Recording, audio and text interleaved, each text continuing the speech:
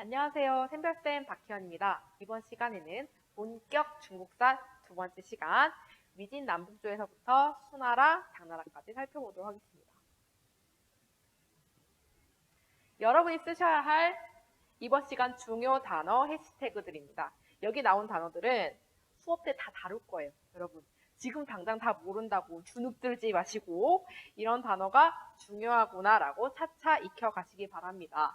제가 첫 시간에 친구 이름을 외듯이 반복하다 보면 익숙해진다고 했어요. 그래서 여러분 친구 이름을 외듯이 여러 번 따라하고 써보다 보면 익숙해지실 겁니다. 이 손으로 가서 오른쪽으로 간다는 거. 네. 자, 이제 오늘 배울 첫 시대 위진 남북조를 살펴보도록 하겠습니다. 위진 남북조를 어려워하는 친구들이 많더라고요. 천천히 같이 뜯어봅시다. 위진 남북조는 여러 단어들이 붙여서 합쳐진 이름이에요.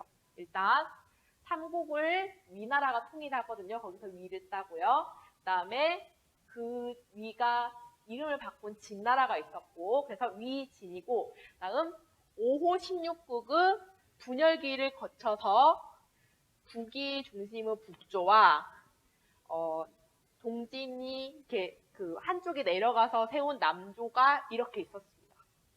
그래서 여러분 잘 모르겠으면 여러 번 반복해서 보세요. 그래서 위진이 있었고 그 다음 516국 혼란기를 지나서 남북조로 갔습니다. 여기서 위초고? 삼국시대? 익숙하지 않나요, 여러분? 바로 그 여러분들이 잘 알고 있는 삼국지가 맞습니다. 조조, 위나라, 유비의 총나라, 손고는 오나라. 여러분 근데 역사 덕후들에겐 좀 슬픈 소식인 게 시험에는 잘 안 나와요, 삼국지 문제들이. 그래서 좀 아쉽다는 거. 그리고 아무튼 이 위진 남북조라는 거는 여러 나라들이 분열되었다가 통일했다가 또 분열되었다가를 반복했던 굉장히 복잡한 시대였고요. 깊게 들어가다 보면 한정이 없습니다. 그래서 수능이나 교과서에서는 욕심을 버렸어요. 그래서 위진 남북조 통제의 경향성을 위주로 살펴보시고요. 단독 문제로는 북이라는 나라의 효문제라는 왕정도를 내는 정도로 욕심을 줄여서 출제를 하고 있습니다. 그렇다면 그 선비조국 북이의 효문제라는 사람은 대체 누구냐? 바로 여기 보이시나요? 글씨가 좀 작은데 뭐라고 써있냐면 엄마가 한족, 즉 혼혈인이었어요. 선비와 한족 사이의 혼혈인이었고 그래서 뭐라고 붙여봤냐면 선비족인 듯 선비족 아닌 한족 같은 너 이렇게 달아봤는데요.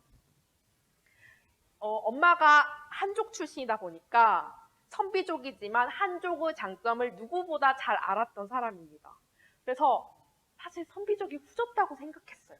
그래서 여러 면으로 한족처럼 되자고 따라쟁이했던 사람입니다. 그래서 오랑캐 출신으로는 자신들의 문화를 한족에게 강요하는 경우는 종종 있었지만 적극적으로 나 오랑캐지만 한족 될래요 노력한 이방은 드물기 때문에 문제로 종종 나오고 있고요.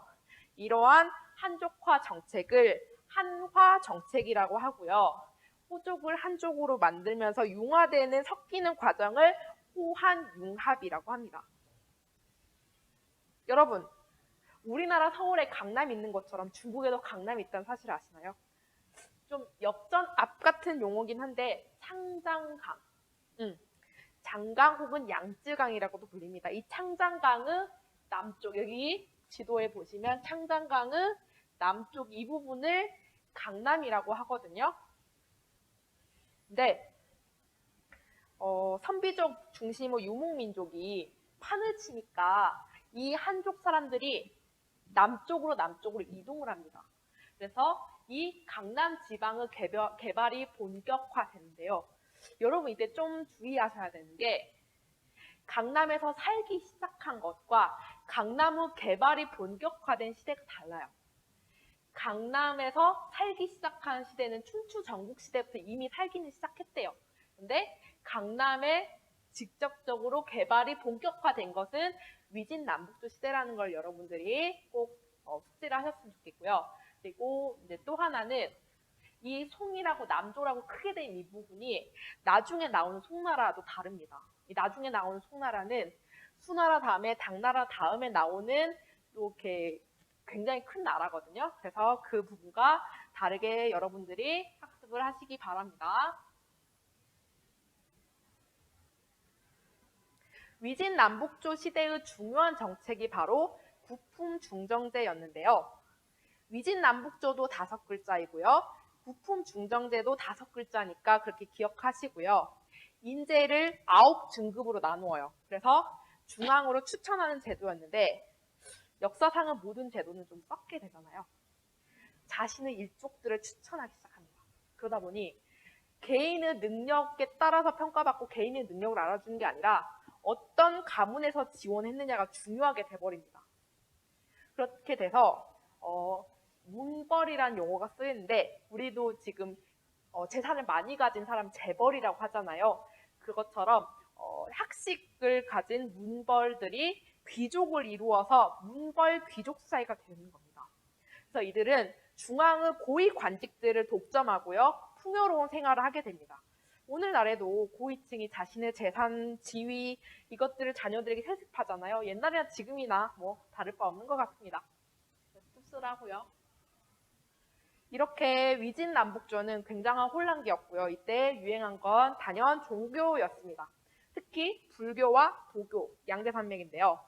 북조 여러 왕족들은 큰 부모 석굴, 여기 보시면 동굴에 불상을 조각을 해요. 그래서 나는 이렇게 불상을 세울 만한 큰 왕조야. 이런 걸 이제 광고를 합니다. 왕권 강화에 이용하는 모습을 보이죠. 그래서 석굴 유명한 이름들이 민강 석굴과 롱먼 석굴이 있었습니다. 그리고 한편 도가는 신선사당하고 섞여요. 그래서 하나의 교단으로 체계화됐는데 이게 바로 도교입니다. 한편 도교가 유행을 하다 보니 그 저번 시간에 춘추전국 시대 도교가 무위 자연을 주장했다고 여러분들 제가 가르쳤잖아요. 그 도교 영향으로 노장사상, 노자장자의 사상과 청담이 유행합니다. 청담은 뭐냐면 맑은 담소라는 뜻이에요. 이야기, 담소는 이야기예요. 세상 돌아가는 얘기 말고 좀 자연을 얘기하자. 우리는 좀 맑은 이야기를 하는 사람이야. 이런 뉘앙스예요. 그래서 혼란한 사회가 지긋지긋했던 지식인들은 자연으로 떠납니다. 그래서 시골로 가서 살게 되는데 그때 등장한 게 바로 중림칠연이에요. 대나무 숲의 7 현자들이란 뜻입니다. 그래서 여기 그림에 보시면 이 중림칠연의 모습이 담겨 있는데요. 이 뒤에 대나무 숲이 우거져 있고 이렇게 자연을 얘기하며 7명의 현자들이 있는 모습들을 볼 수가 있습니다. 그리고 이 당시에 유명했던 글이 하나 있었어요. 그게 뭐냐면 조현명이라는 사람이 지은 비거래사라는 글이거든요. 이건 이제 여러분 그 국어 시간에도 다룰 정도로 굉장히 유명한데 혼란기에 지식인으로 관리 뽑혀서 살아봤더니 지긋지긋하더라 그러면서 그냥 시 짓고 검고 책 즐기면서 그렇게 살 거야 이런 내용이 있습니다. 그래서 이 비거래사가 한자로 되어 있는데 이 한자를 풀어서 설명하면 나 돌아갈래 자연으로 이런 뜻입니다. 한편 이 시대에는 화가 고계지라는 사람이 지은 여사잠도라는 그림도 유명해요. 이게 뭐냐면 여사잠이라는 그림이 있어요. 그 글을 그림으로 옮긴 건데요. 궁중의 방탕함을 풍자하는 내용이었다고 하네요. 여기까지 위진남북조 마치겠습니다.